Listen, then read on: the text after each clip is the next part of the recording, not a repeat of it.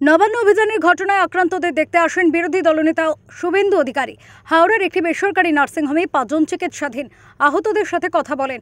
পরবর্তীতে সাংবাদিকদের মুখোমুখি হয়ে তিনি বলেন, অত্যাচারীরা শেষ কথা বলে না, তার প্রমাণ ব্রিটিশরা এই দেশ ছেড়ে চলে গিয়েছে। এ রাজ্যে যা চলছে মানুষ তার জবাব দিচ্ছে। এরপর একসাথে নবান্ন, কালীঘাট ও লালবাজার 3 জায়গায় অভিযান হবে অরাজনৈতিকভাবে, জাতীয় পতাকা নিয়ে। পুলিশ দিয়ে এই আন্দোলন দমানো যাবে না।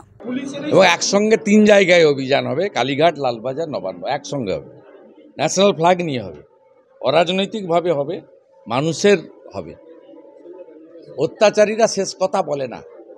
অত্যাচারীরা শেষ কথা বললে ব্রিটিশরা এখনো রাজত্ব করতে চলে যেত না। অত্যাচারীরা শেষ কথা বললে মুঘল পাঠানরা কোনোদিন ভারতবর্ষ থেকে যেত না।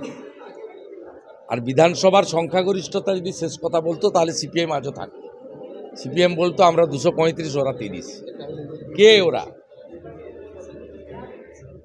অতএব জনগণ জেগেছে, এদের পালাতে হবে। আমরা লিগ্যাল সাপোর্ট, মেডিকেল সাপোর্ট, সমস্ত রকম সলিডারিটি।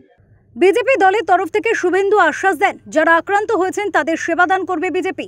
নার্সিংহোমের খরচ সহ দেওয়া হবে আগামী 1 মাসের সংসারের খরচ, কারণ এরা প্রান্তিক শ্রেণীর মানুষ বলে উল্লেখ করেন তিনি। পাশাপাশি আইনি সহায়তা দেওয়া হবে বলেও জানান শুভেন্দু। হাওড়া থেকে অনুপ রায়ের রিপোর্ট, ওঙ্কার বাংলা।